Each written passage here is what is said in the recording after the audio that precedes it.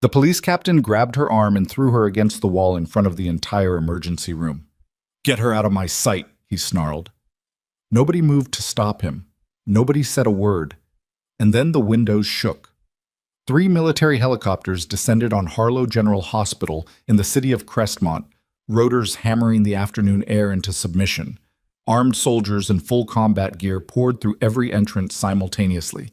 Patients scrambled. Nurses froze. Security guards stepped aside without being asked. The commanding officer walked straight to the front desk and said 4 words. "Where's Sergeant Carter?" The cop who had just thrown her out of the trauma bay turned white. "If you're watching this right now, I want you to stay until the very end, because this story gets so much better before it's over. Hit follow so you don't miss what happens next, like this video if you believe people like Emily deserve better, and drop a comment telling me what city you're watching from." I want to see how far this story travels. The morning started the way most mornings at Harlow General started, badly, and then worse. The ER had been running on fumes since 6 a.m. 2 nurses had called in sick. The overnight staff was running 40 minutes past their shift end because nobody had shown up to relieve them, and the supply room was still waiting on a shipment of IV bags that had been delayed somewhere between the distribution warehouse and Crestmont's increasingly dysfunctional logistics network. Mara Tully, the charge nurse, had already sent 3 emails to hospital administration and received 0 replies. She'd stopped being surprised by that somewhere around her 3rd year on the floor. Nora Carter was stocking a medication cart near Bay 4 when she heard the ambulance bay doors crash open. She still went by Nora at work. She had introduced herself that way when she was hired 14 months ago, and nobody had questioned it. The full name on her employment file, the legal name, the military name, was different. But Harlow General didn't ask too many questions, and Nora didn't volunteer too many answers, and for 14 months that arrangement had worked fine. She was 29 years old, 5'6", with dark hair she kept pulled back in a tight bun, and hands that were always moving, checking supplies, adjusting lines, recapping syringes with a muscle memory efficiency that some of the senior nurses had noticed and chosen not to comment on. She was good. She was quiet about being good. In an ER staffed by people with varying tolerances for each other's egos, that made her generally liked without being particularly known. The ambulance crew came in hot. Male, mid-50s, blunt chest trauma, fell from a 2nd-story scaffolding, the paramedic rattled off as the gurney wheels hit the floor.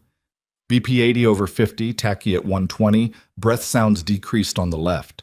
"We've got a tension pneumo developing, maybe hemothorax. He's been going in and out for the last 6 minutes. Dr. Remy Aldis was the attending on duty. He was a capable emergency physician with 12 years of experience and a reputation for staying calm under pressure, which was one of the reasons Mara had always preferred working his shifts. He was at the patient's side before the gurney stopped moving. "Get me a chest tray," he said. Nora was already pulling it. She didn't think about it. Her hands moved before the order fully landed in her ears, locating the tray on the cart, confirming the needle, the tube, the betadine, the drape, running a silent inventory in the time it took the paramedics to transfer the patient to the trauma bay table. She brought the tray to Dr. Aldis and stepped back to her position. That was when the automatic doors from the main hospital corridor opened and Captain Derek Voss walked in. She knew who he was. Most of the ER staff knew who Voss was because Voss made a point of being known. He was the watch commander for Crestmont's 3rd District, which technically had no authority over Harlow General's internal operations, but Voss had never let technical reality slow him down. He had a history with the hospital going back years, a nephew who worked in administration, friends on the security staff, and a personality that had calcified somewhere around age 45 into something that assumed its own importance in every room it entered. He was tall, heavy-set, with close-cropped gray hair and a uniform that fit well enough to suggest he'd once been in better shape and hadn't quite accepted the distance between then and now. He walked into the trauma bay the way people walk into rooms they believe belong to them. "Where's Officer Henley?" he said. Dr. Aldis didn't look up. "Captain, this is an active resuscitation. You need to step out." "I'm not asking you." Voss's eyes swept the bay. Henley was brought in from the scene. "I want to see him." "Officer Henley is in Bay 2. He's being evaluated.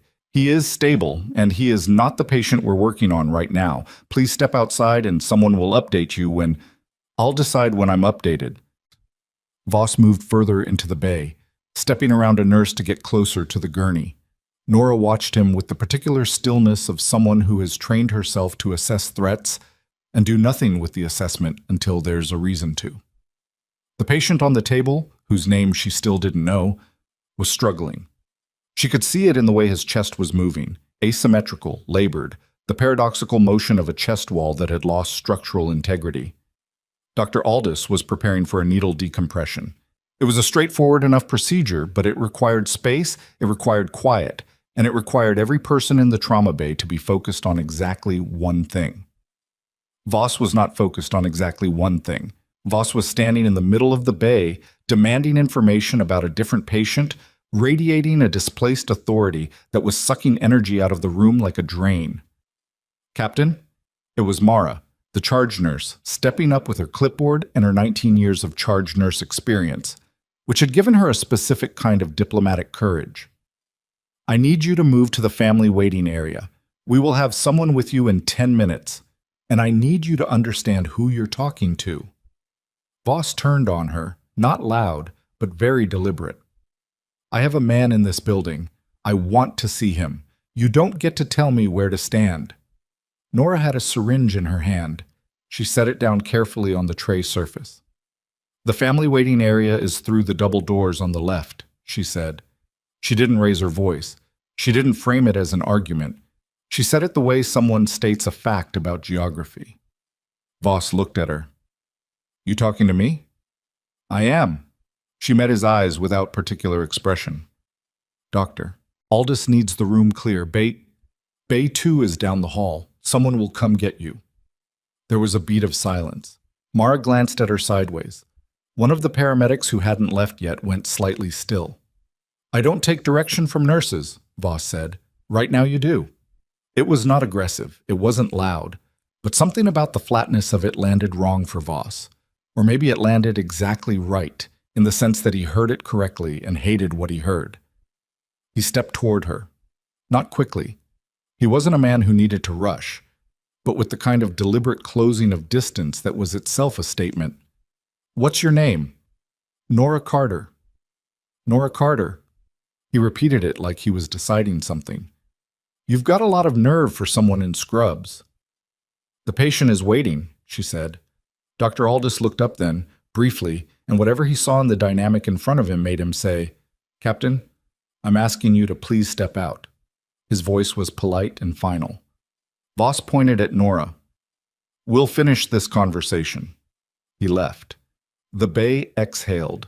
Nora moved back into position and handed Dr. Aldous the needle. But the needle decompression worked. It almost always did when you caught it at the right moment. And the right moment was now rather than 4 minutes from now, which was what they would have been looking at if the bay had stayed compromised another 30 seconds. The patient, she learned his name eventually, Dennis Farrow, 53, construction foreman, was stabilized and moved to the surgical floor within 45 minutes of arriving.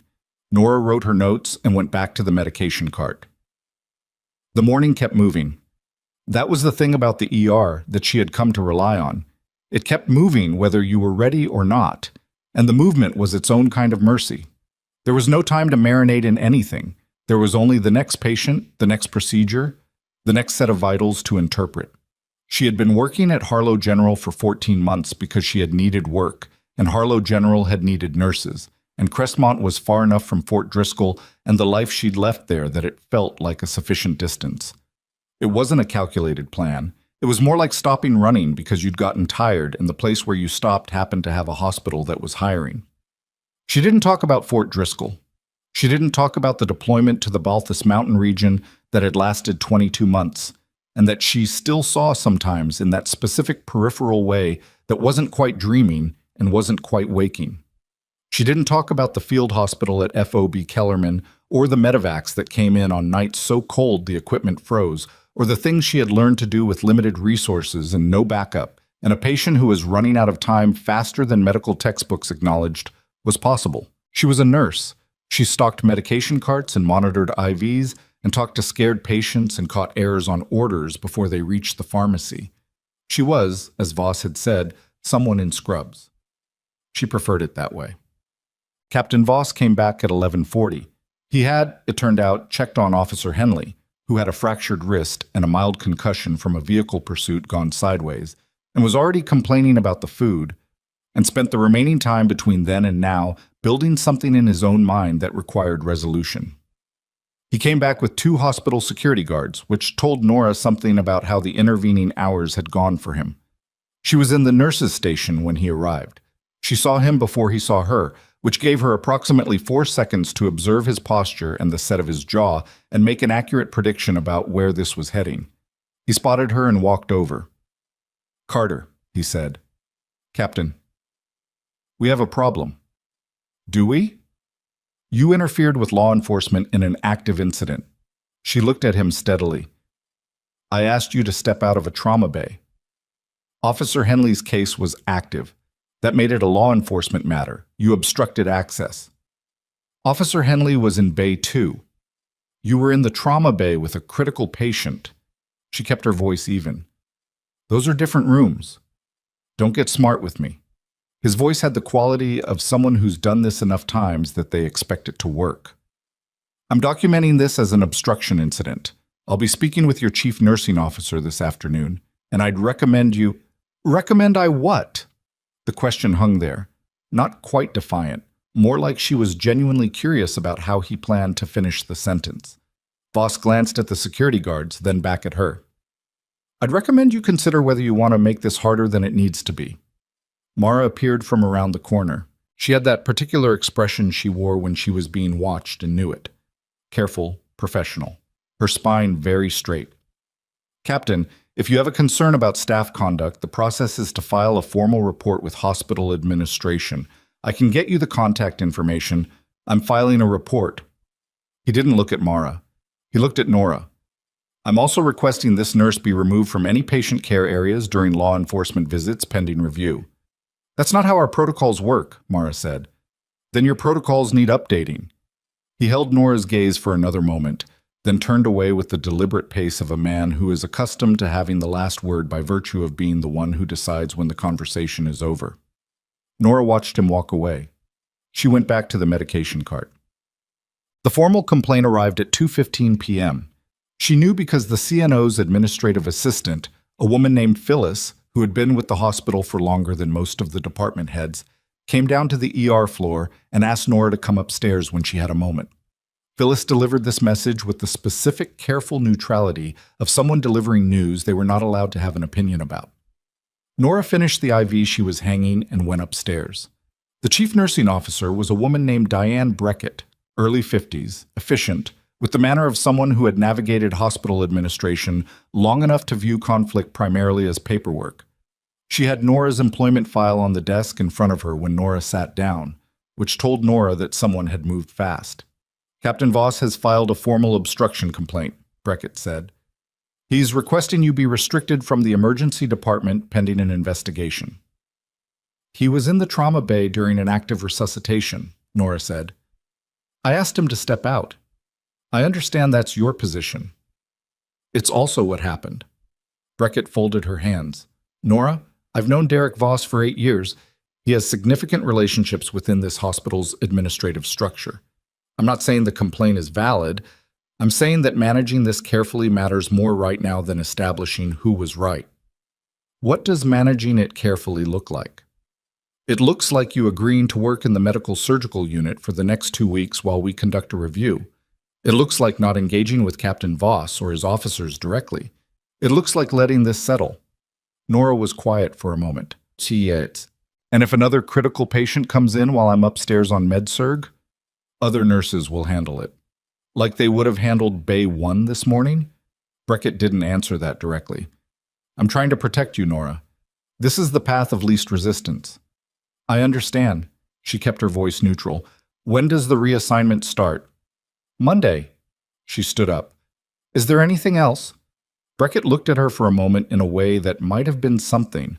Some discomfort at how straightforwardly she was taking it, maybe, or some awareness that something in this equation was not sitting correctly. But she didn't say any of that. She said, "No, that's all." Nora went back to the ER and finished her shift. It was 4:57 p.m., 3 minutes before the end of her shift, when the call came. She was at the nurse's station finishing her documentation when her phone buzzed. Not the hospital phone, her personal phone.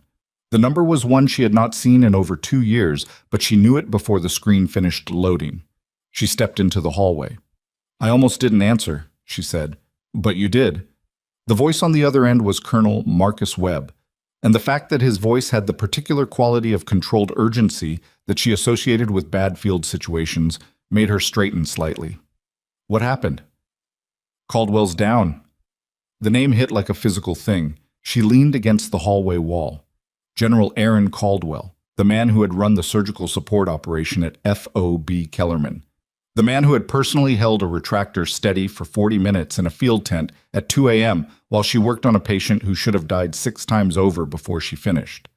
The man who, when she had put in her discharge papers after coming home, had said nothing because he understood, and understanding was the only gift he could give her then. "What kind of down?" "Vehicle. IED remnant on a rural highway. He was stateside, doing a site visit on a training installation. The blast triggered some kind of secondary mechanical failure. The vehicle rolled. He's got blunt abdominal trauma, suspected internal hemorrhage, possible splenic laceration. He was airlifted to the nearest level 1, which..." A pause. "Which is Harlow General." She was already moving. "He's in transit?" 14 minutes out. Nora." The way Webb said her name carried everything. The history, the urgency, the specific thing he needed to say but was working up to. "He has a documented medical directive. It's been on file with the Army Medical Command for 3 years.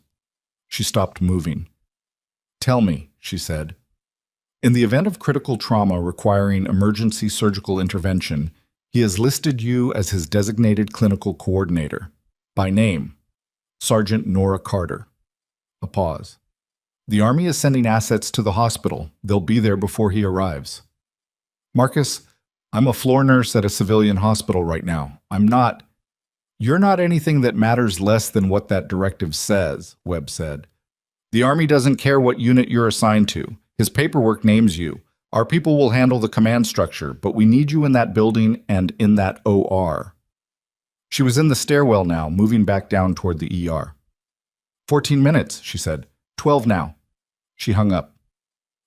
She hit the ER floor and found Mara at the desk. "There's a military trauma incoming," she said. "Critical abdominal. ETA, under 12 minutes. Mara looked up. "How do you know that? We haven't gotten a call." "You will." She was already scanning the board, checking which trauma bays were clear, which attending was still on. "Who's on surgery?" "Dr. Aldis left an hour ago." "Dr. Casimir is on call. She's upstairs on the 5th. Get her down here." Nora was moving toward the trauma bay supply cabinet. "And we're going to need blood. Type and cross-match won't be possible, so start pulling O-neg. At least 8 units. Nora. Mara caught her arm. "You've been reassigned as of Monday. You're technically still ER staff right now, but after what happened with Voss, a general is 12 minutes out with suspected hemorrhagic shock. We can discuss Monday on Monday." Mara stared at her for a moment. Then she picked up her phone. Nora was pulling the trauma tray when the hospital's emergency notification system chimed overhead. "A military medical transfer, critical status, incoming in 11 minutes. 3 minutes after that, the windows on the south side of the ER began to vibrate. It was low at first, a frequency more felt than heard, the kind of thing that made patients in the waiting room look up from their phones and tilt their heads. Then it became unmistakable. Rotors, multiple, heavy, not the familiar rhythm of a civilian medevac helicopter, but something larger and more deliberate bearing down on the hospital roof, with a purpose that the building's structure seemed to register before anyone inside it fully understood what was coming. "Doctor." Casimir arrived from the elevator at the same moment that every external door in the emergency department opened simultaneously. They came in through the ambulance bay, through the patient entrance, through the hospital's loading corridor. Soldiers in full tactical gear, rifles down but present, moving with a coordinated efficiency that had nothing to do with hostility and everything to do with speed. They sealed the perimeter in under 90 seconds. Two of them went directly to the security station and presented credentials. Another positioned himself at the entrance to the trauma bay corridor without being asked. The ER went completely silent. Patients, nurses, the orderly who'd been pushing a linen cart. Everyone stopped. A man in officer's dress came through the main ambulance entrance and stopped in the center of the ER floor. He was Colonel Dae-Jung Park, though nobody in that room knew his name yet. He was compact, precise, with the kind of stillness that accumulates from years of being responsible for things that cannot fail. "I need Sergeant Carter," he said. Nobody moved. Mara, to her credit, found her voice first. Our staff doesn't include anyone by that. Her employment records here may list her as Nora Carter. She's a nurse on this floor." His voice was not impatient. It was simply exact. "She is the named clinical coordinator for the incoming patient, and the Army Medical Command is requesting her immediate involvement in this case." From the supply room doorway, Nora said, "I'm here." Park turned to look at her. Something in the room shifted. The specific shift that happens when a piece of information people had already been holding suddenly clicks into its correct position. "Sergeant," Park said. "Colonel." She crossed the floor toward him, and as she did, the two soldiers nearest the entrance straightened slightly. Not a formal salute, not yet, but the involuntary adjustment of posture in the presence of someone their training had calibrated them to recognize. "The patient is 2 minutes out," Park said. "We need you in the OR." "I know." She turned to Casimir.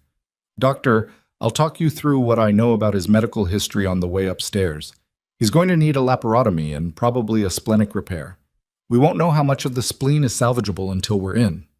Casimir, to her credit, didn't argue. She had heard enough in the last 45 seconds to understand that the architecture of authority in this room had shifted. "Lead the way," she said. It was at exactly that moment that Captain Derek Voss walked back through the emergency room doors. He had come back for reasons that were, in retrospect, entirely characteristic of him. He wanted to confirm that his complaint had been received. He wanted to see Nora Carter looking reduced. And he had the particular timing of a man who moves through the world without enough self-awareness to recognize when he is walking into something he doesn't understand. He stopped when he saw the soldiers. He looked at the sealed perimeter. He looked at the officer standing in the center of his hospital's ER. He looked at Nora Carter, who was standing shoulder to shoulder with a military colonel and a surgeon, moving toward the elevator with the purposeful momentum of someone who had just been handed command of something. "What the hell is going on?" Voss said. Park turned to look at him with the particular disinterest of a man who has assessed someone in under 2 seconds and found nothing that required further assessment. "This is a federal military medical emergency. The area is under Army Medical Command jurisdiction effective immediately. Civilian law enforcement is asked to remain clear of the trauma corridors." Voss's face worked. "I'm the watch commander for the—" "I know who you are, Captain." Park turned away. Nora was at the elevator. She pressed the button. She did not look at Voss. Behind her, through the ambulance bay doors, she could hear the sound of a gurney hitting the floor. General Caldwell's gurney, finally arriving, finally here. And every nerve in her body that she had spent 14 months carefully retraining into civilian rhythms was already running a different set of calculations, faster and colder and more certain than anything this hospital had seen from her since she arrived. The elevator doors opened. She stepped in. The last thing she saw before the doors closed was Voss's face, standing in the middle of the ER floor, surrounded by soldiers he had no authority over, watching the nurse he had tried to have removed from the building disappear toward the operating room where the only person who could matter in the next 2 hours was her. The elevator ride took 11 seconds. Nora counted them because counting was something to do with the part of her brain that was threatening to run ahead of itself, and she needed that part quiet. Casimir stood beside her, reading the tablet that one of the soldiers had handed her in the last 30 seconds before the doors closed. Caldwell's field assessment, transmitted from the medevac team, updating in real time as the helicopter crossed the last half-mile to the hospital roof. "Systolic is holding at 84, Casimir said, more to herself than to Nora. "That's borderline. It'll drop again once they move him." Nora was watching the floor numbers. "It always does during transfer. The movement destabilizes whatever's tamponating naturally. We'll have maybe 90 seconds between when they get him off the gurney and when his pressure tells us we're out of time. Casimir looked at her sideways. You've seen this before? Yes. The doors opened on the fifth-floor surgical suite, and they moved fast. Casimir already pulling her phone to call the OR team. Nora 3 steps ahead of her by the time they hit the scrub sink. The OR was set up, partially. 2 nurses were still pulling instrument trays, and the anesthesiologist, a heavy-set man named Dr. Ferris, who Nora had met twice in the hallway and never in the OR, was checking his lines with the careful, methodical pace of a man who had not been told this was urgent. We need to move faster, Nora said as she hit the soap dispenser. Ferris looked up. And you are? The person telling you we have a general and hemorrhagic shock on the roof. He's going to be on your table in 4 minutes. Where are we on vasopressors? Ferris set down his clipboard. He was trying to decide something. She could see it in the slight pause, the way his eyes moved to Casimir like he was checking whether this woman with wet hands had any actual standing here. Casimir said, She's clinical coordinator on this case. Answer her question. Ferris answered her question. Nora scrubbed and kept her eyes on the door. They brought Caldwell in at 17 minutes past 5, and the first thing she noticed was that he looked smaller than she remembered. She knew that was wrong. Aaron Caldwell was 6'2" and built like someone who had never let the Army's physical requirements feel optional. But there was a particular diminishment that happened to people when they were horizontal and attached to lines and losing the argument with their own body. And she had seen it happen to large men before. It didn't mean anything medically. It was just the thing her brain registered first, before the clinical picture assembled itself over the top of it. The clinical picture was not good. The medevac nurse gave report at a pace that assumed the people receiving it were already running, which they were. Left-sided abdominal rigidity, distension that had increased measurably over the flight. BP had dropped to 79 systolic during the last transfer, which confirmed what Nora had told Casimir in the elevator, and his heart rate was climbing in the compensating way that meant his body was working very hard to keep him alive and would not be able to keep working that hard indefinitely. Get me a fast exam, Casimir said. Nora was already positioning the ultrasound probe. She ran it fast. 4 views, the way she'd learned to do it in the field, when speed mattered more than completeness, when you needed the answer to one question and you needed it in 20 seconds, not 2 minutes. The answer came back the same way it always did when the answer was bad, bright and obvious and requiring no interpretation. Free fluid in Morrison's pouch, she said. Significant volume. Left upper quadrant has fluid tracking around the spleen. We've got a grade 3 laceration at minimum, possibly 4. She set the probe down. He needs to be open. Now. Agreed. Casimir was already moving. Ferris, let's go. Nora, I need you across from me. I need to glove first. You've got 30 seconds. She had 22. The first hour of surgery was the kind of hour that can't be described to anyone who hasn't lived it.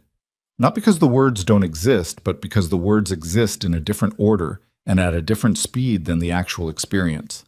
There was no narrative thread while it was happening. There was only the next decision, and the data that informed it, and the gap between what the body in front of her was doing and what she needed it to do. The spleen was worse than the imaging had suggested. It usually was. Caldwell had a grade 4 laceration tracking into the hilum, which meant the option of repair was functionally gone before Casimir had the retractors placed. It was going to be a splenectomy. The question was whether they could control the bleeding fast enough to get there without losing him on the table, because the free blood pooling in his abdomen was already at a volume that made Nora's jaw set hard against the inside of her mask. We're behind, she said. I know. Casimir's hands were moving fast. Precise, better than Nora had expected from someone she'd only ever seen in the hallway. Bovie. The instrument nurse passed it. The room ran on clipped words and the sound of suction and the irregular percussion of the monitors until Ferris said, Pressure's dropping, 71/40. Push the blood, Nora said. I'm already push it faster. We need volume now, not at a controlled rate. He can handle the volume. He can't handle the pressure. Ferris hesitated for 1 second. 1. Do it, Casimir said. The pressure began to climb back before it dropped again, which told Nora they were bleeding faster than the transfusion was replacing, which meant the next 3 minutes were going to decide something that nobody in the room wanted articulated out loud. She was not thinking about Voss.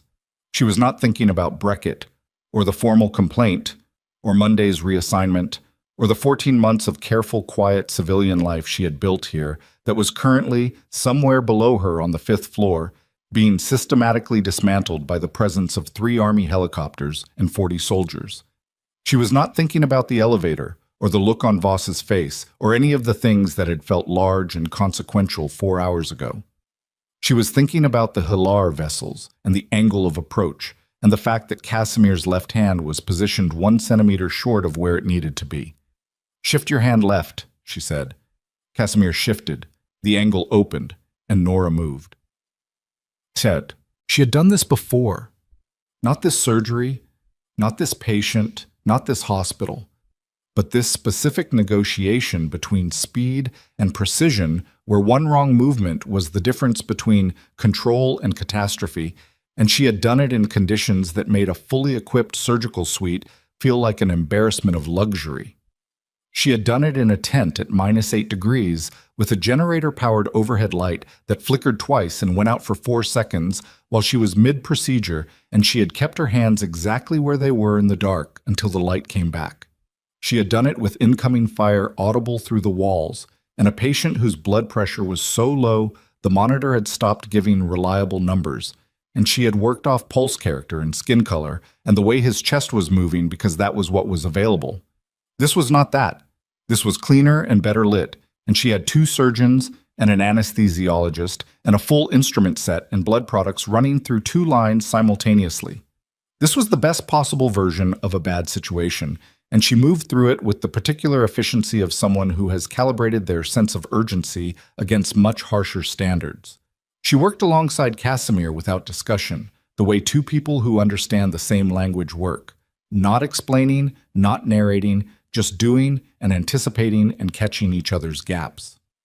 The scrub nurse caught on within the first 20 minutes and started anticipating too, instruments arriving half a second before they were requested, which was the kind of fine-tuning that only happened when the room reached a certain synchronized tempo. The spleen came out clean. It took 43 minutes from first incision to extraction, which was fast. It was not the fastest she had ever done this. That record belonged to a night she never spoke about. But it was fast, and fast mattered, and when the vessel was finally controlled and the bleeding was finally manageable, and Ferris said, "Pressure's coming up, systolic 88, 90, 92, the room let out a collective breath that nobody had known they were holding. Casimir looked across at her. "Nice work," Casimir said. It was a simple statement. Casimir was not a woman who decorated things. Nora nodded and kept her eyes on the field. They were closing when Colonel Park walked into the OR suite viewing area.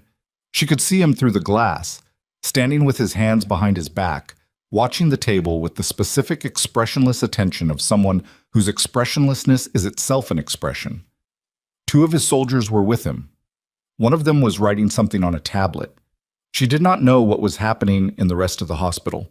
She had been in surgery for an hour and 15 minutes, and whatever had been unfolding in the ER and the corridors and the administrative offices in that time was a world she had been sealed off from. She found that she was not particularly anxious about it. Either it was something she could manage or it wasn't. And the thing she was currently doing was the thing that mattered. The patient under her hands was the mission. Everything else was noise. Bet. Caldwell came out of anesthesia at 6:49 p.m. He didn't come out the way people in movies came out of anesthesia. Alert, immediately lucid, capable of significant dialogue. He came out the way people actually came out of anesthesia, which was with confusion and dry mouth and the specific disorientation of someone who had been gone and was now back and couldn't quite locate the seam between the 2 states. He tried to move and couldn't because of the restraints that were standard protocol, and his first coherent word was something that sounded like a swear word filtered through gauze and oxygen. Nora was at the bedside. "Easy," she said. He blinked. His eyes found her face and then lost it and then found it again. "Carter," he said. It came out rough and slightly off, but it was her name. Right here. Did you? He stopped. His hand moved toward his abdomen, and she intercepted it before it reached the dressing. Did it work? You're alive, and your blood pressure is 102/64. That's a yes. He closed his eyes for a moment. She watched his breathing even out slightly as the worst of the emergence confusion began to settle. He was not a man who slept easily in unfamiliar places. She remembered that from F.O.B. Kellerman. He always looked faintly alert even when he was supposedly resting, some part of his command instinct refusing full shutdown. Webb called you, he said. It wasn't a question. Yes. How bad was it? Grade 4 splenic lac. We took it out. A pause. I liked that spleen. It wasn't doing its job anymore. He made a sound that was probably supposed to be a laugh and wasn't quite, because laughing after abdominal surgery was a commitment his body was not prepared to honor yet. How long? You've been out about 2 hours.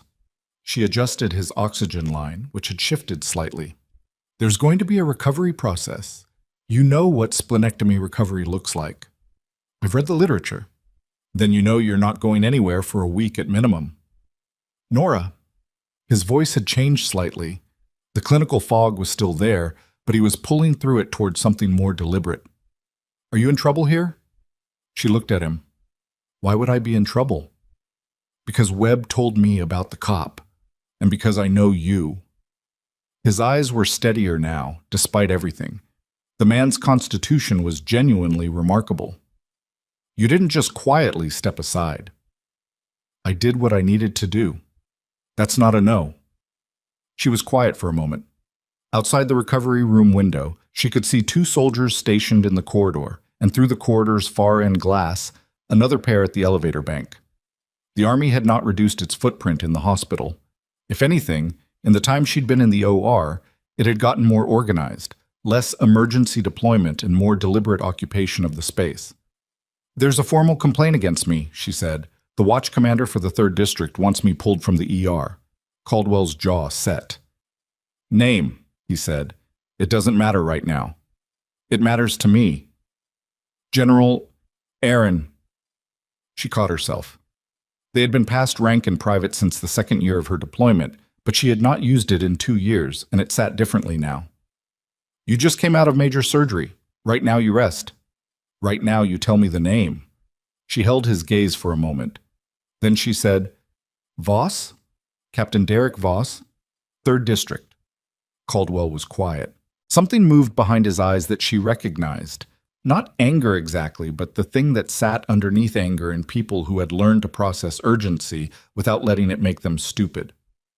Is he still in the building? Caldwell asked. I don't know. I've been in the OR. Find out. He shifted against the pillow, and she could see the wince he tried not to make. And find Park. Tell him I want a briefing. You're not receiving briefings tonight. Nora. You had your spleen removed 4 hours ago. Whatever needs to happen in this building, Park can handle it. He looked at her for a long moment. Then, reluctantly, in the way of a man who understood that the argument was correct, even if he didn't enjoy losing it. Fine. Morning. We'll see about morning.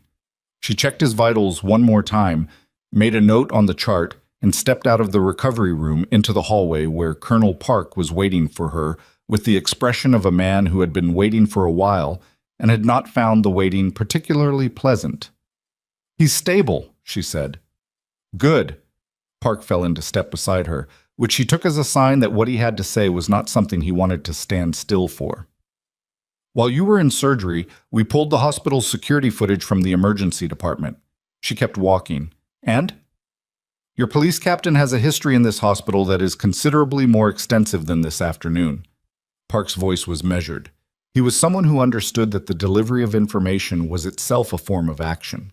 We've identified 4 prior incidents in the last 16 months, 2 involving delayed patient care, 1 involving a documentation discrepancy that a physician filed a complaint about and then subsequently withdrew, and 1 involving a confrontation with a security guard who submitted a report that appears to have been removed from the hospital's formal incident log. Nora stopped walking. She turned to look at him. Removed? Removed, Park confirmed. We don't know yet who removed it. That's something investigators will need to determine. But the fact that it was removed suggests that someone within the hospital's administrative structure was providing Voss with a certain degree of protection. She thought about Breckett's office, about the way the complaint had arrived so quickly, and the way Breckett had spoken about Voss, not as an external nuisance, but as a known quantity to be managed. I've known Derek Voss for 8 years. Where is he now? She asked. Voss? Still in the building, as far as we know. He attempted to re-enter the ER approximately 40 minutes ago and was turned back by our personnel. He then went to the administrative floor. Park paused. He has been on his phone for most of the last hour. She started walking again. What kind of assets do you have here? She asked. Enough. Park kept pace with her easily. The Army Medical Command issued a federal coordination request when General Caldwell's directive was activated. That gives us jurisdictional precedent within the hospital for matters directly related to his care, including anything that may have interfered with that care. You think what Voss did this afternoon qualifies? I think, Park said carefully, that a police captain who was present in a trauma bay during a critical resuscitation and who created a documented disruption and who subsequently filed a retaliatory complaint against the staff nurse who asked him to leave and who has a pattern of behavior at this specific facility going back over a year? Yes, Sergeant, I think that qualifies. They reached the elevator bank. Nora pressed the button. What happens next? She said. Our investigators are requesting access to the full administrative record. The hospital has been informed that cooperation is expected, given the federal coordination framework. He paused. Breckett has agreed to cooperate. Has she? She didn't have a compelling alternative. The elevator arrived. Nora stepped in. I need to check on 2 patients before I do anything else, she said. I'll have someone with you. I don't need an escort. Park looked at her with something that might, in a different face, have been amusement. No. But you'll have one anyway. The doors closed. She rode down alone, which she understood was not actually alone, that there were soldiers on every floor, that the building had been transformed in the course of an afternoon from a struggling urban hospital into something else, something with a different center of gravity, and that the thing it was centered on now was the fact of who she was and what she had done here, and what a man named Voss had tried to do about it. She was not yet thinking about what justice looked like. She was thinking about Bay 4's IV line, which had been due for a change at 5 p.m. and had not been changed because she'd been in surgery. She fixed the IV line first. At 8:14 p.m., while Nora was completing a set of post-op nursing notes in the surgical recovery unit and thinking about whether she'd eaten anything since 10 that morning, a soldier appeared in the doorway of the nurse's station and said, Ma'am, Colonel Park is asking if you can come to the administrative floor. She put down her pen. She took the stairs. The 4th floor administrative wing had never, in her 14 months at Harlow General, felt like a place where anything significant happened. It was a place of carpeted corridors and framed mission statements and conference rooms that smelled of dry erase markers, and decisions that seemed large in the room where they were made and then diffused into the actual hospital like a rumor. She had been summoned there once before, to Breckett's office, for a conversation about her scheduling preferences that had lasted 12 minutes and resolved nothing. Tonight, the 4th floor looked like something from a different genre entirely. There were soldiers at the corridor junctions. There were 2 men she didn't recognize, civilian clothes, federal ID badges, laptops open on the conference table, who looked up when she walked in and then looked back at their screens.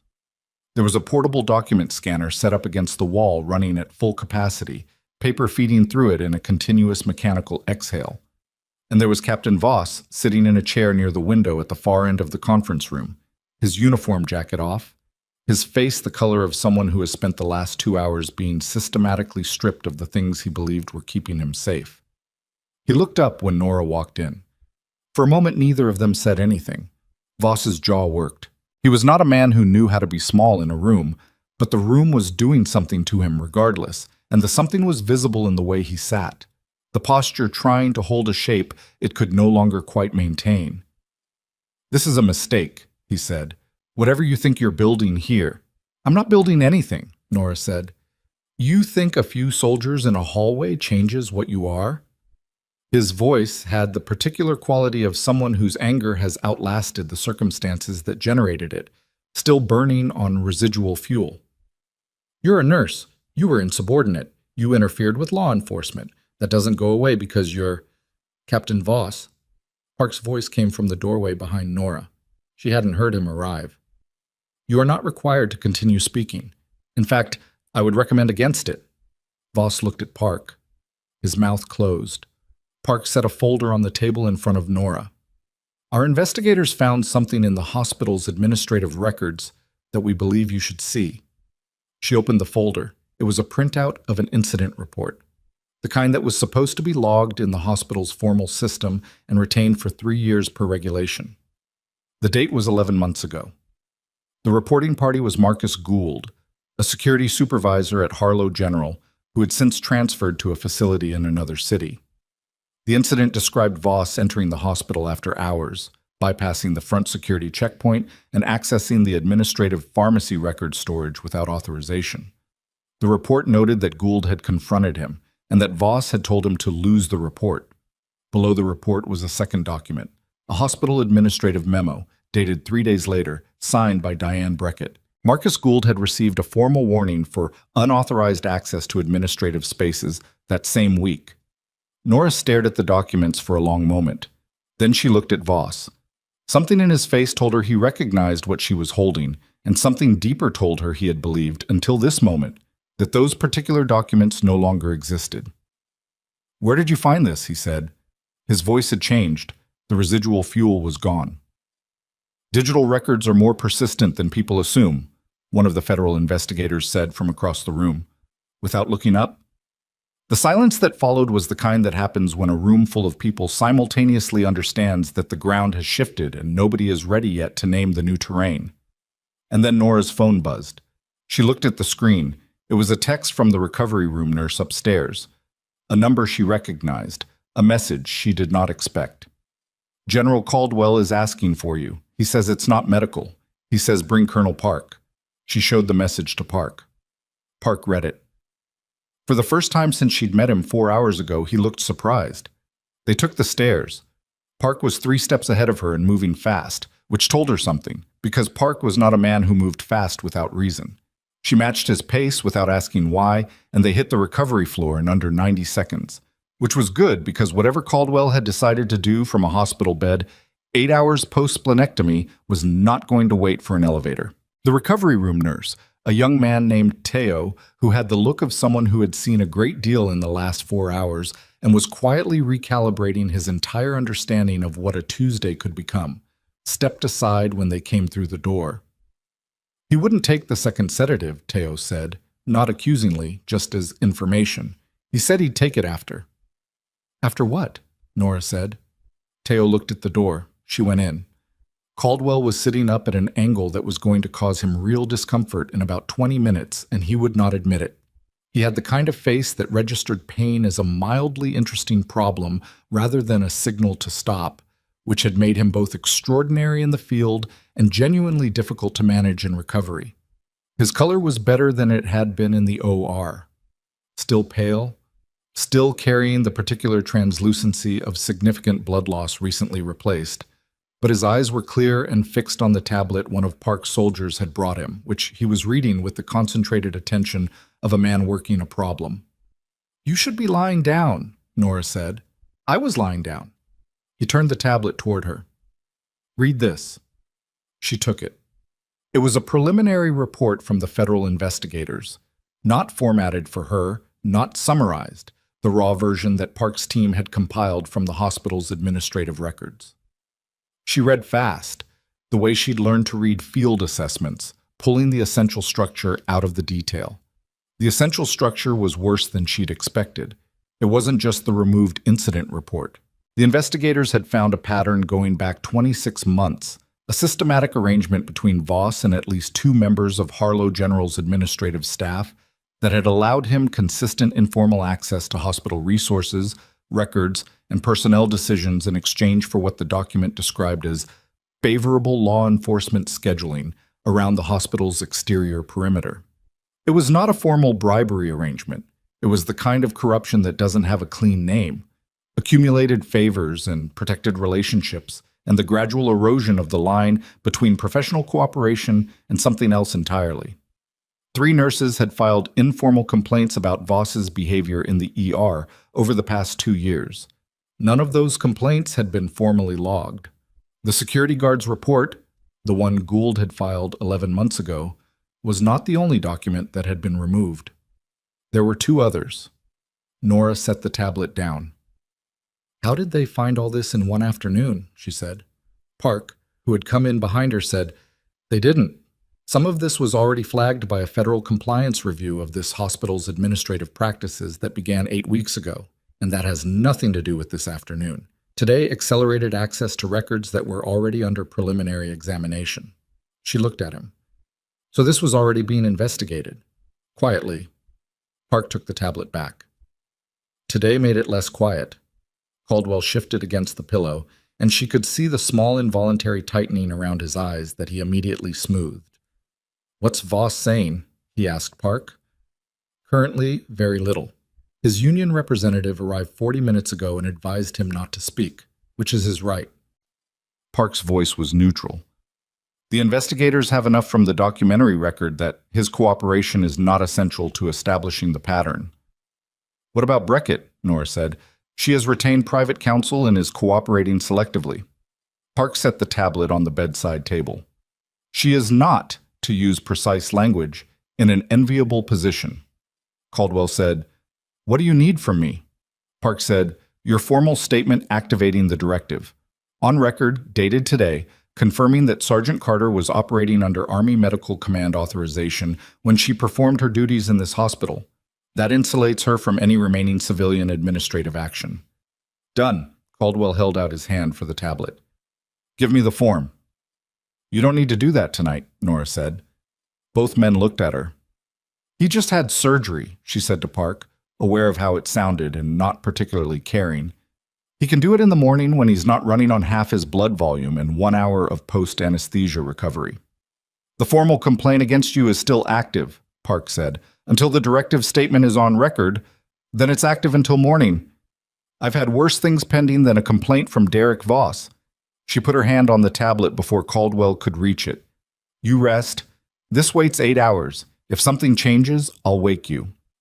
Caldwell looked at her with the expression of a man who understood he was going to lose this argument and was taking a moment to make peace with it. "You're still doing that thing," he said. "What thing?"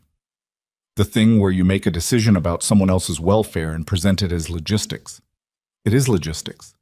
It's also you being stubborn about people you—" He stopped, reconsidered. "Fine. Morning." He looked at Park. "But I want a full briefing at 6 a.m., regardless of what my nurse says." "General," Nora said. "That wasn't negotiable," he said, and closed his eyes. "Ted." She walked Park to the elevator.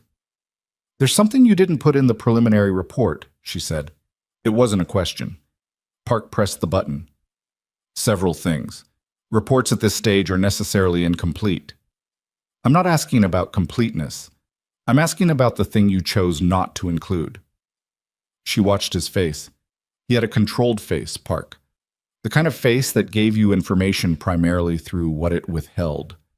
The arrangement between Voss and hospital administration. How far does it go? The elevator arrived. Park held the door without getting in. "We have reason to believe that at least one individual in the administrative structure was actively redirecting nursing performance reviews," he said. "Specifically, complaints about ER staff were being evaluated through a process that involved input from Voss's office, which means that his characterization of staff behavior had influence over personnel decisions that should have been entirely internal to the hospital." She was quiet for a moment. "He had leverage over who stayed in the ER," she said. "It appears so." "For how long?" "That's what the investigation will determine." She thought about the nurses whose complaints had never been filed.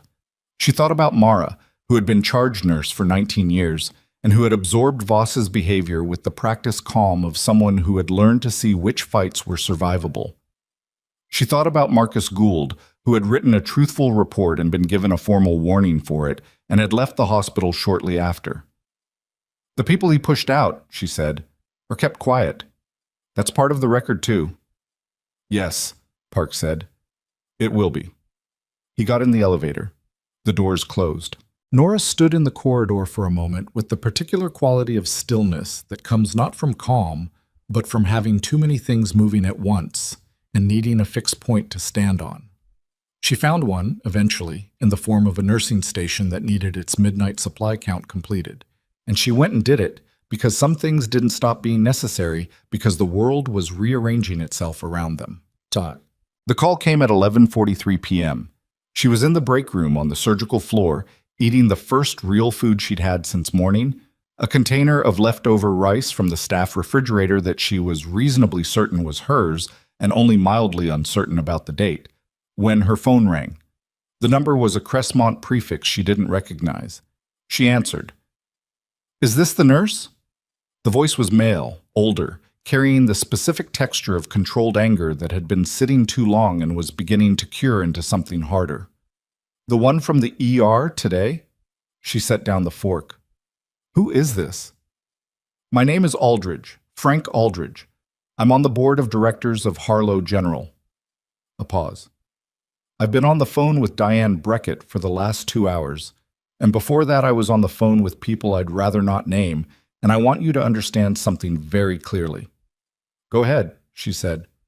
"Whatever arrangement you've made with the Army, whatever federal involvement you've managed to orchestrate here, this hospital's governance is not under military authority. We have a board, we have legal counsel, we have processes." His voice had the quality of a prepared statement that was struggling to contain genuine alarm underneath it. "The investigation your people are running tonight is going to stop." "It's not my investigation," she said. "You're the reason it's here." A general was in critical condition, and a police captain was interfering with emergency care. I'm a nurse who did her job. The investigation is a consequence of the records, not of me. You're being very... He searched for the word. Precise. I find it helps. The board will be filing a formal objection with Army Medical Command in the morning. We'll be requesting, Mr. Aldridge. She kept her voice even. I'd recommend speaking with your own legal counsel before you file anything tomorrow. The federal coordination request that gave Army Medical Command jurisdictional access to this hospital was issued under a statute that has a very specific provision about obstruction of that access. She had not known this 3 hours ago. She had spent 40 minutes reading documentation on her phone while Caldwell slept. I'd also recommend asking Breckett directly whether she has full visibility into the scope of what the investigators found today. Because based on what I read this evening, the conversation tomorrow is going to be significantly different from the one you're expecting. Silence. Who are you? Aldridge said. Not a question this time. Something more like a recalibration. A man resorting the information he had been working with.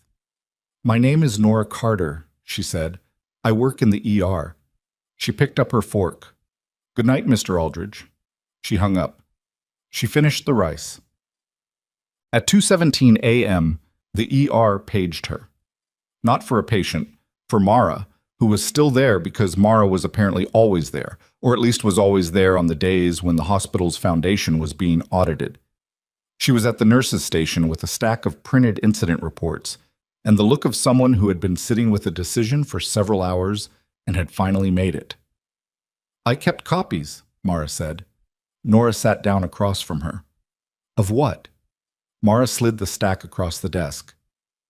The 3 complaints. The ones that were never logged. She pressed her lips together. I knew they weren't filed. I knew because I filed one of them myself 18 months ago, and when I checked the system 2 weeks later, it wasn't there. I kept the original. She tapped the stack. And I kept the others because, I don't know why. Because it felt wrong to let them disappear without there being a copy somewhere. Nora looked at the stack. Why didn't you bring this forward? Mara was quiet for a moment.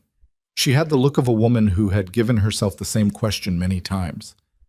Because Breckett told me the complaints were under review, and then she told me the process was ongoing, and then 6 months went by, and I stopped asking because asking wasn't getting me anywhere, and Voss was still showing up in my ER, and I had nurses who needed their jobs, and She stopped.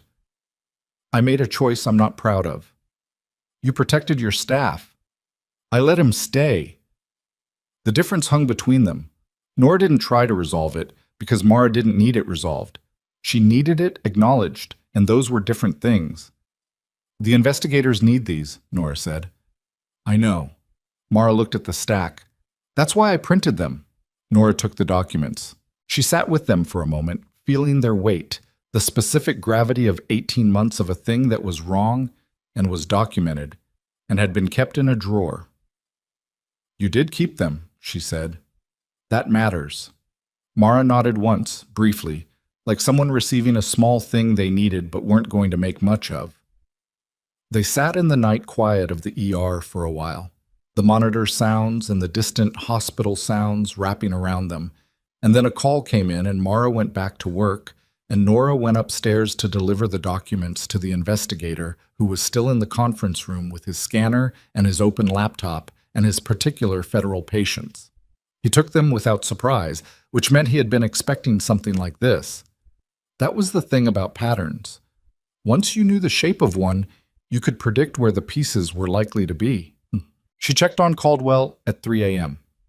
He was asleep, finally, genuinely asleep, in the way she hadn't been sure he was capable of. His breathing slow and even, his face finally surrendering the particular vigilance it held even at rest. Teo had managed to get him horizontal at some point in the last few hours, and his vitals were stable, his color better than it had been since the OR. She stood in the doorway for a moment. She was tired in a way that had gone past feeling like anything specific and settled into something ambient, a background condition, the kind of tired that only surfaced when there was nothing immediate to push against. For the last 10 hours, there had always been something immediate. The trajectory of the night had moved in one direction, toward the investigation, toward the reckoning, toward the documents and the investigators, and the growing weight of what Voss and Beckett and possibly Aldridge had built and maintained and believed was untouchable. It had felt, while she was moving through it, like a thing that was already decided. Standing in the doorway of a recovery room at 3 a.m, she was less certain. She went back to the nurse's station and found a chair and sat in it. She pulled out her phone and looked at the preliminary report again, the part she'd read in Caldwell's room, the part she'd reread in the break room and the corridor. She was looking for the thing she'd felt while reading it the first time, a gap, a seam, something that didn't quite close. She found it on the 3rd page. The documentation trail for the removed incident reports showed access from 3 administrative-level accounts. 2 of them mapped cleanly to Beckett's office. The 3rd one, the access log timestamp that corresponded to the most recent deletion, 11 weeks ago, showed an account that was listed in the hospital system as inactive, an inactive account that had been used to delete a file, which meant someone had reactivated it, done the deletion, and let it go dormant again, which meant either a technical error of the kind that didn't really happen or something deliberate and careful and covered by the assumption that nobody would ever be in a position to look. She stared at the timestamp. 11 weeks ago, a record had been deleted using a dead account. 8 weeks ago, a federal compliance review of Harlow General's administrative practices had quietly begun. She did not know if those 2 things were connected. She did not know who had reactivated the account, or why 11 weeks ago specifically, or what it meant that the deletion and the investigation were separated by exactly 3 weeks. She sent a message to the investigator's secure contact that Park had given her, 3rd access account on page 3, the inactive one. Who does it belong to? She set the phone down. She waited. At 3:41 a.m., her phone buzzed. The message from the investigator was 4 words long. We don't know yet. And below it, 30 seconds later, a second message. But it's not hospital staff. She read it twice.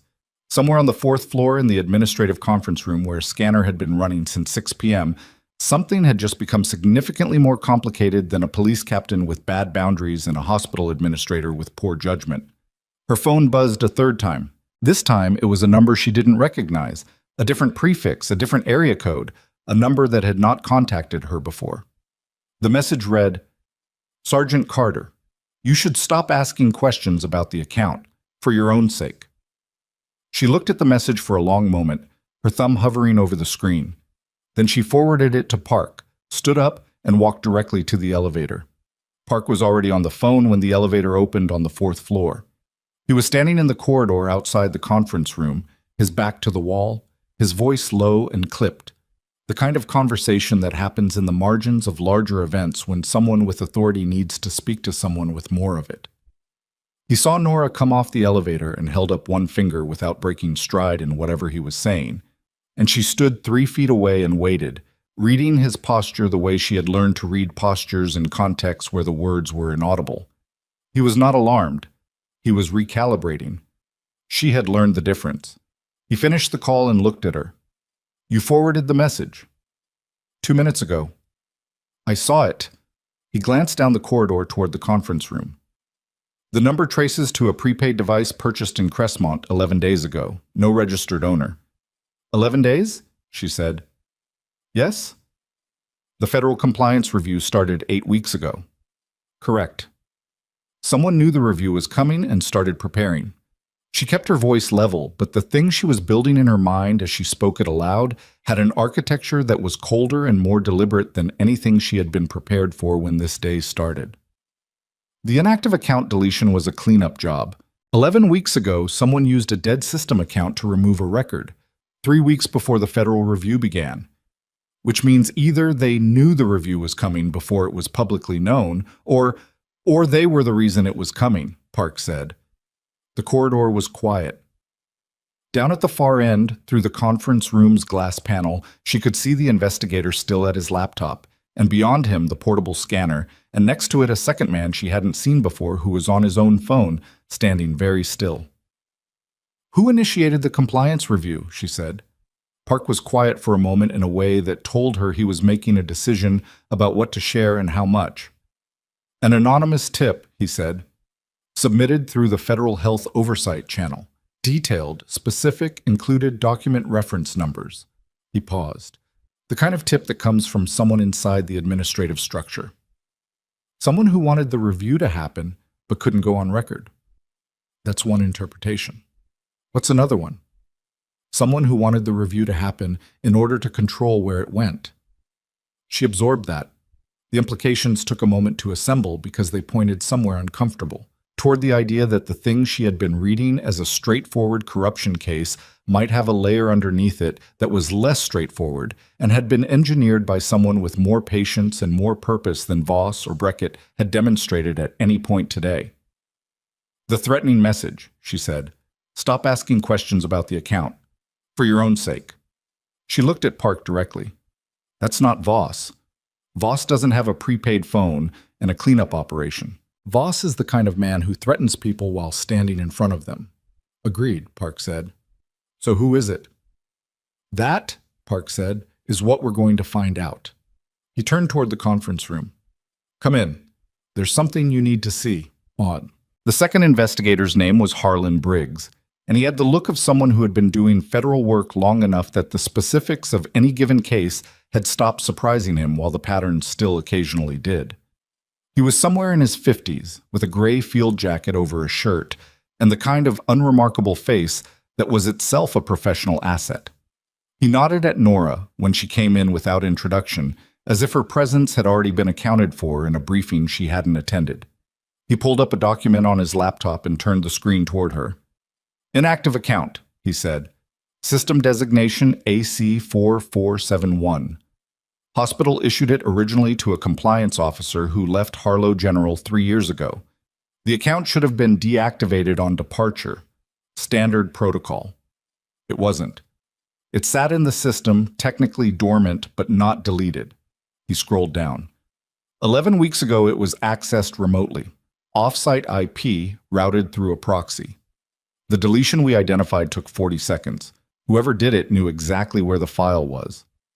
"Can you trace the proxy?" Nora said. "We're working on it. It's layered, which adds time." He looked at her steadily. "But we found something else. The account was accessed once before the deletion, 14 months ago, the month you were hired." She went still. "What was accessed?" Briggs scrolled again. "Your employment application, your personnel file, and a background check request that was routed through the system under the AC4471 credentials rather than through the standard HR channel." The room was very quiet. "Someone ran a check on me," she said, "when I was hired. Before you were hired, based on the timestamps. The access happened 4 days before your official onboarding date. Briggs closed the file. Which means someone with access to a dormant compliance account and knowledge of how to use it without triggering the standard audit trail was interested in who you were before you started working here. She sat with that for a moment. 14 months ago, she had applied for a nursing position at Harlow General because Harlow General was hiring and Crestmont was far from Fort Driscoll, and she had needed work. She had filled out the standard application, provided her references, civilian references, carefully selected, nothing that pointed back to her military record, and been called for an interview within a week. She had assumed the speed was because the ER was understaffed, which it was. "Did the background check reveal my military record?" she said. "The standard background check wouldn't have," Park said from behind her. "Your discharge processing was handled through a protocol that keeps certain deployment records sealed at the individual's request." "I requested the seal." "Yes." Park's voice was careful. "But someone with federal-level access and a specific search parameter could have found enough to identify you. Not the classified details, but your name, your rank, your general service history." She turned to look at him. "You're telling me someone may have known who I was when I was hired?" "I'm telling you it's a possibility we can't currently rule out." She thought about that. She thought about the 14 months of careful quiet, the medication carts and the IV lines, and the bun she kept her hair in, and the way she had introduced herself as Nora and let it sit there, unexamined, and how none of that had been as invisible as she'd believed it was. "Why?" she said. "If someone knew who I was, why would they want me here?" Neither Park nor Briggs answered immediately, which was itself an answer of a kind. It meant they had a theory, and they weren't ready to commit to it yet, which meant the theory was either incomplete or alarming, or both. "We don't know," Briggs said, which was technically true and clearly not the whole picture. She let it go for now. The shape of it would become clearer as the other pieces moved. At 4:30 a.m., she went back to the ER, not because there was a specific patient waiting for her, but because the ER was the place she understood best, and the administrative floor was a place where things happened in layers and implications, and she needed, periodically, to stand somewhere that ran on direct causes and immediate effects. Mara had gone home an hour ago, replaced by the overnight charge nurse, a woman named Deb, who had worked nights at Harlow General for 11 years, and who had the particular qualities of excellent night nurses everywhere: unflappable, slightly sardonic, capable of running a floor at 3 a.m. on institutional memory alone.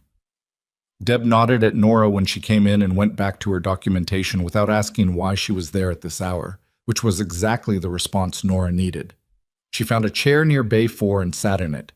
She thought about what Briggs had said, about the timeline, about a dormant account being used to look at her personnel file 14 months ago, 4 days before she started work. She had applied to 3 hospitals in Crestmont.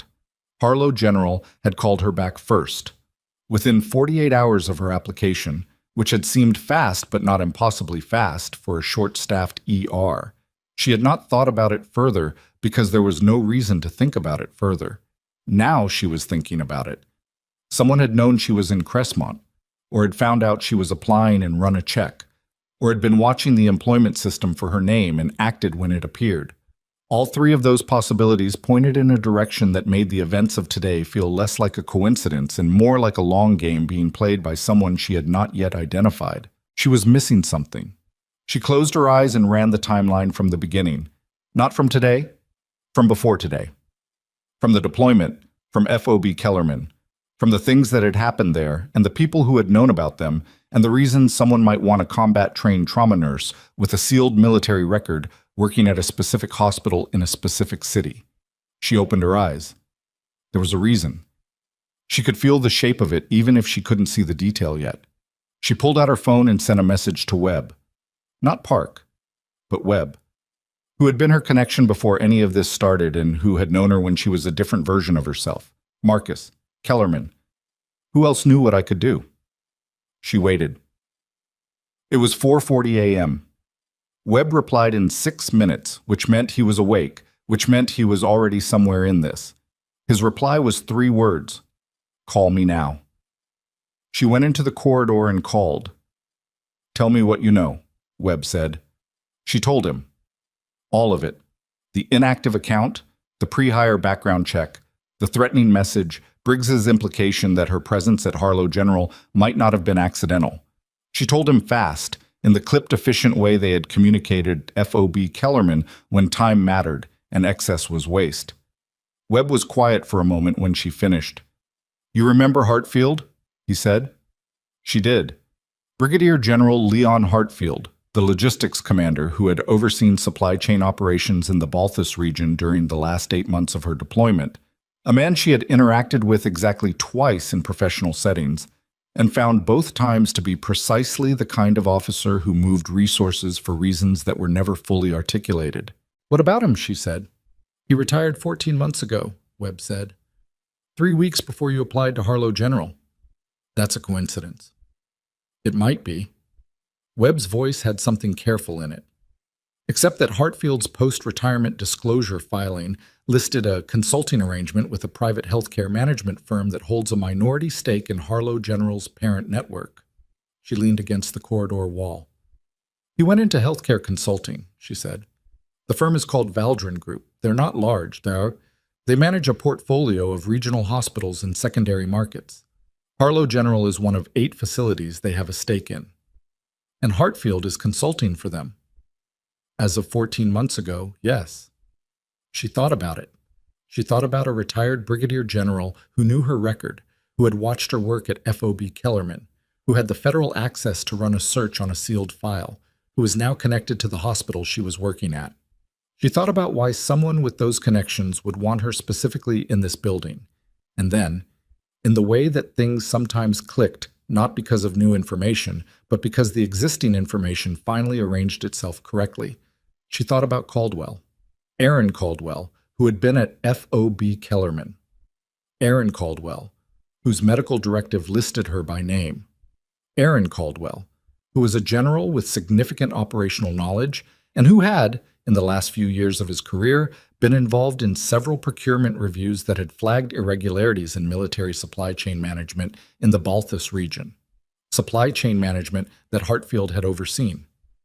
"Marcus," she said slowly, "was Caldwell involved in any formal review of Balthus region logistics?" A longer pause. "There was an internal audit," Webb said, 18 months ago. Caldwell's office contributed findings.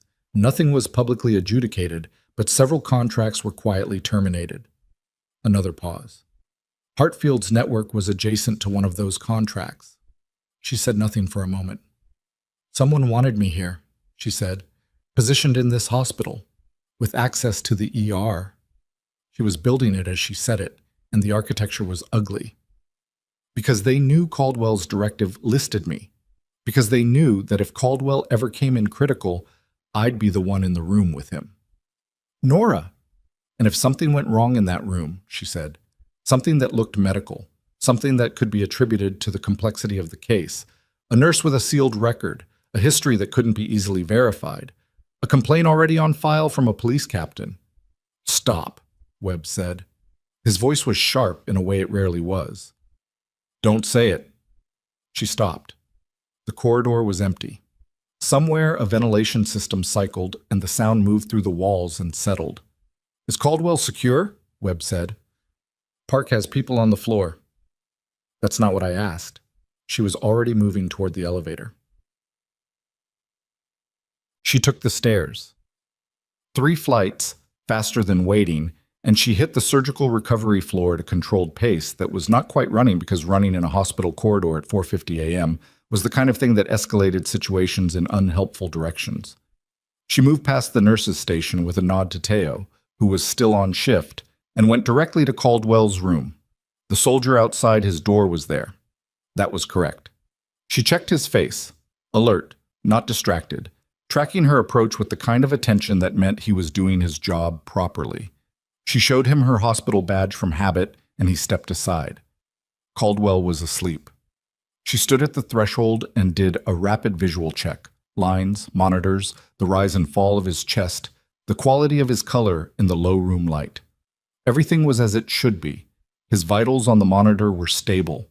His oxygen sat at 97%.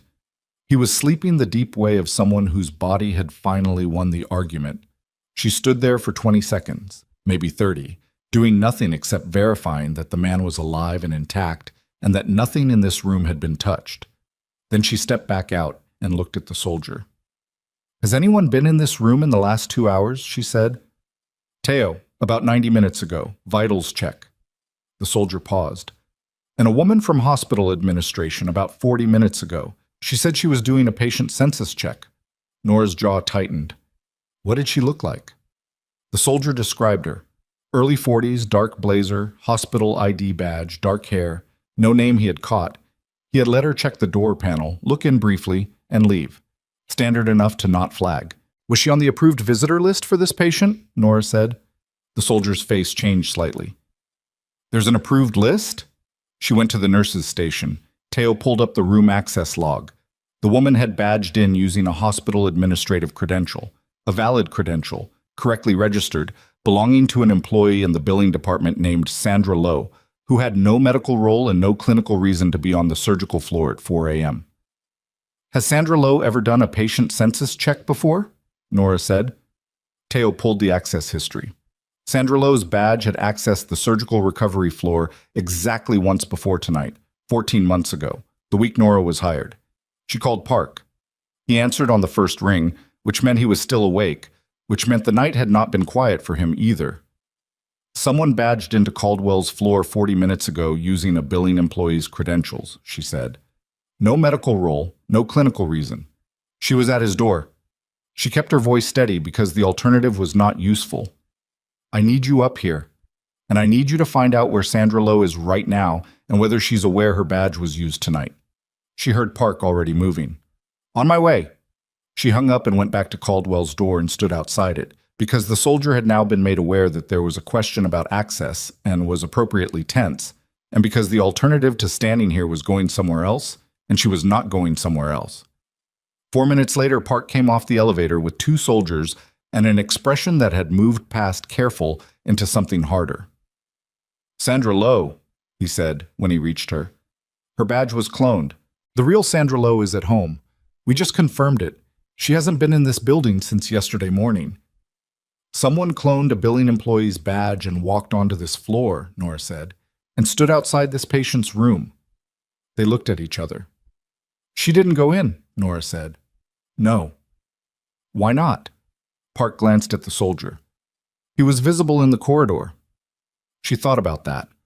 A cloned badge, a cover story about patient census, a woman who stood at the door and looked in and left without entering because there was a soldier in the hallway who hadn't been on the floor the last time someone had assessed the security arrangement. Whoever it was had done a reconnaissance.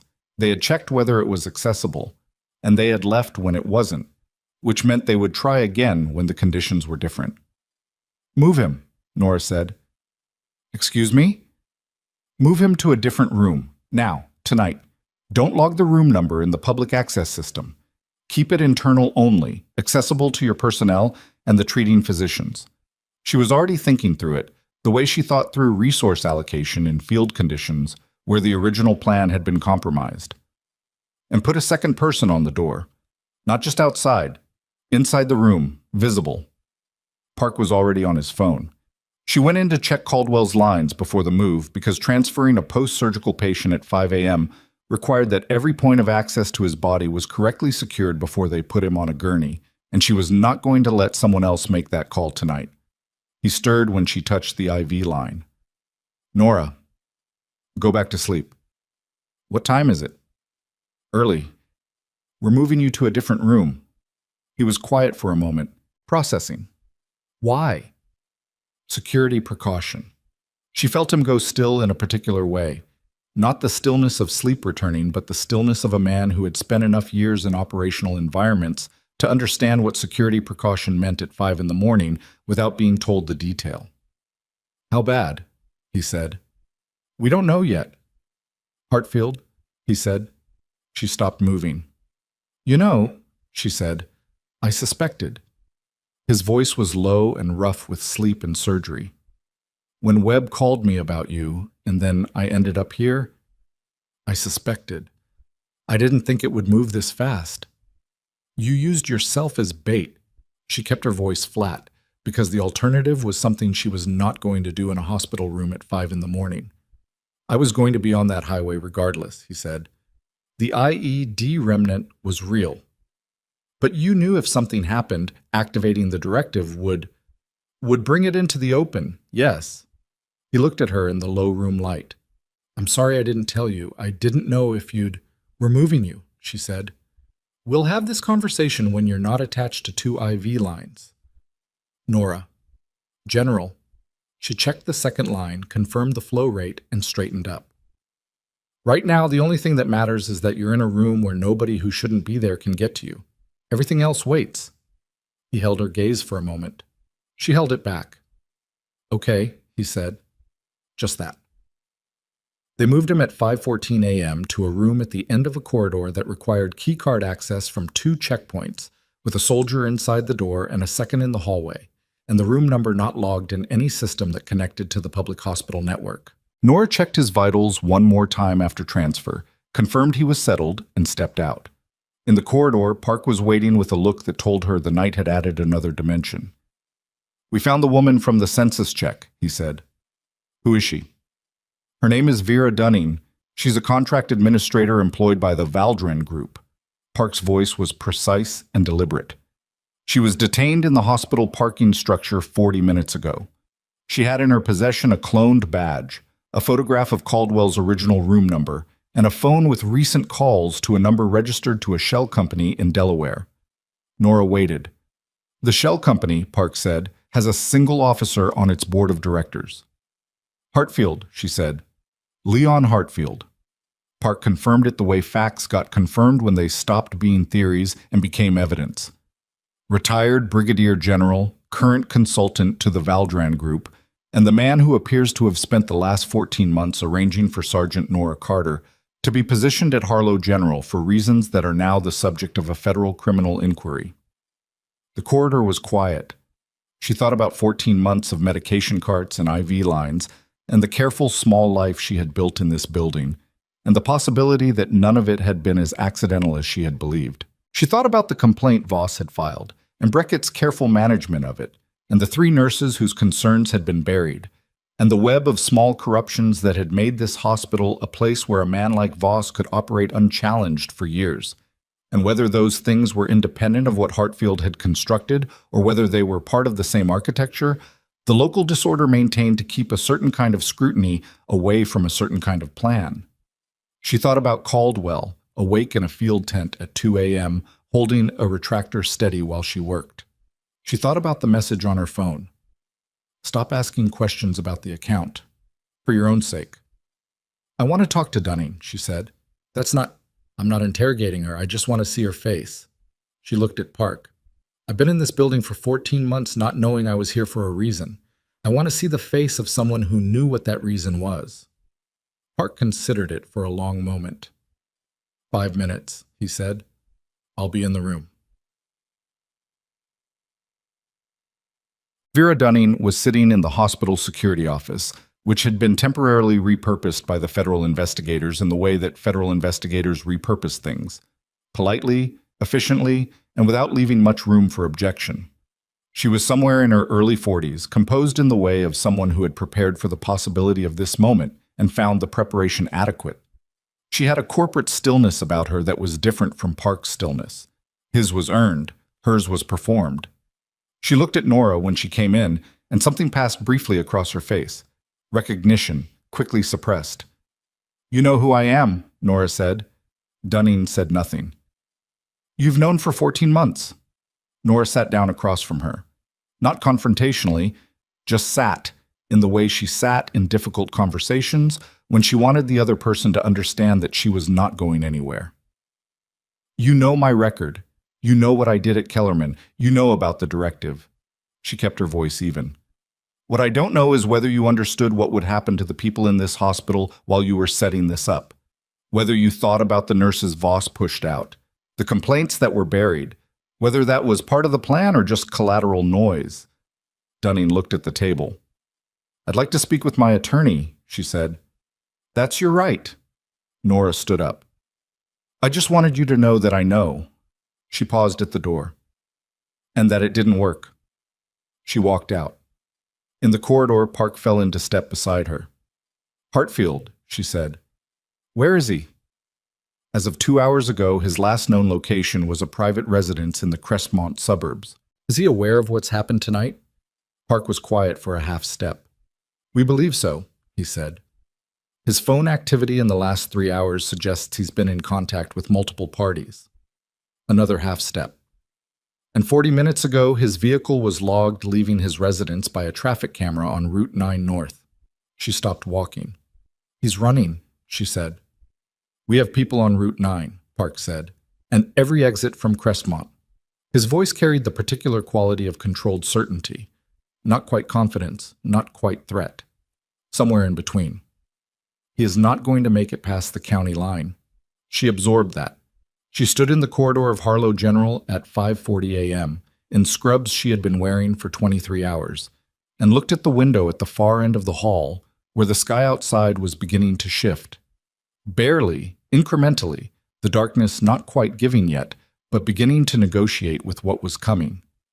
The investigation had expanded beyond Voss, beyond Breckett, beyond the corrupted small ecosystem of favors and buried complaints that had made this hospital a place where the wrong people had too much power for too long. It had expanded into something with federal dimensions and a retired general and a shell company and a scheme that had been patient enough to wait 14 months for a specific person to be in a specific place. She was that person. She had been that person all along without knowing it, which was a particular kind of violation she was still in the process of measuring. She was still measuring it when her phone buzzed. Park's phone buzzed at the same moment. He read his screen. His face did something she had not seen it do in the 18 hours since she'd met him. He looked at her. They stopped him, she said. No, Park said. He turned the screen toward her. It was a brief alert from the federal team on Route 9 North. He wasn't in the vehicle. She read the message. The car had been stopped at a checkpoint 2 miles from Crestmont's northern border. The driver was Hartfield's personal assistant, alone, with no knowledge of any investigation, who had been asked to run an errand at 5:30 in the morning because his employer said it was urgent. Leon Hartfield had not been in the vehicle. Leon Hartfield had not been in his residence when federal agents arrived 7 minutes later. And the last internal ping from his personal cell phone had come not from the suburbs of Crestmont, but from inside Harlow General Hospital, registered on the building's network at 4:47 a.m. 17 minutes before Caldwell had been moved to the secured room. He was in the building. Park moved first.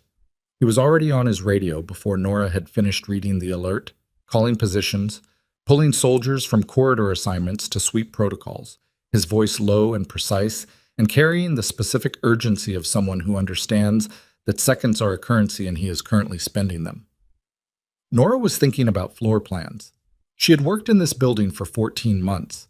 She knew where the stairwells led out and which service corridors connected the administrative wing to the surgical suites and where the maintenance access points were that most of the clinical staff had never noticed because they were behind doors marked with utility symbols that people learned to look past. She knew the building the way you knew any place you had inhabited long enough, not through formal study but through the accumulated residue of daily movement, the muscle memory of 10,000 small journeys between one point and another. Hartfield would not know it that way. He would know it the way someone who had accessed building schematics knew it, from above, as a diagram, with corridors reduced to lines and rooms reduced to boxes, which meant he would navigate toward the obvious routes and avoid the ones that didn't appear on a standard layout. North Service Corridor, she said. Park broke off his radio call. What? Between the second-floor storage and the surgical wing. It's not on the public building layout. It was added during a renovation 7 years ago, and the digital schematics the hospital filed with the city never got updated. She was already moving. If he's trying to reach Caldwell's original room without being seen on the main corridors, that's the path. Park looked at her for 1 second. One. Lead, he said. She led. Imdian. The North Service Corridor was accessed through a door that looked like a utility closet because it had, at some point in its history, been a utility closet. It was on the second floor, past the linen storage, and it connected via a maintenance stairwell to the third-floor surgical wing, which, if someone had studied the building's layout with enough care, would appear to be a dead end, but was in fact the fastest internal route between the administrative access points and the recovery area. She moved fast. Park was 2 steps behind her with one soldier, a second soldier having been dispatched to cover the main corridor approach from the other direction. The building around them was doing what hospitals did at 5:40 a.m., maintaining a careful, tired quiet, the between-shift stillness where the night had not quite released its grip on things and the morning had not yet arrived to claim them. She reached the utility door. It was not fully closed, a gap, maybe 2 inches, where it should have been sealed. The latch had been prevented from catching by a small folded piece of cardboard wedged into the frame, the kind of improvised doorstop that was so simple it was almost invisible. Park saw it at the same moment she did. He put his hand on her arm, not pulling her back, just stopping her forward momentum, and pointed 2 fingers at the soldier who moved past them both and went through the door first with his weapon ready and his footfall genuinely silent in a way that the corridor did not seem to acknowledge. She waited. 8 seconds. The soldier's voice came back quiet and clipped. Clear to the landing. They went through. The maintenance stairwell was narrow and smelled of concrete and pipe insulation.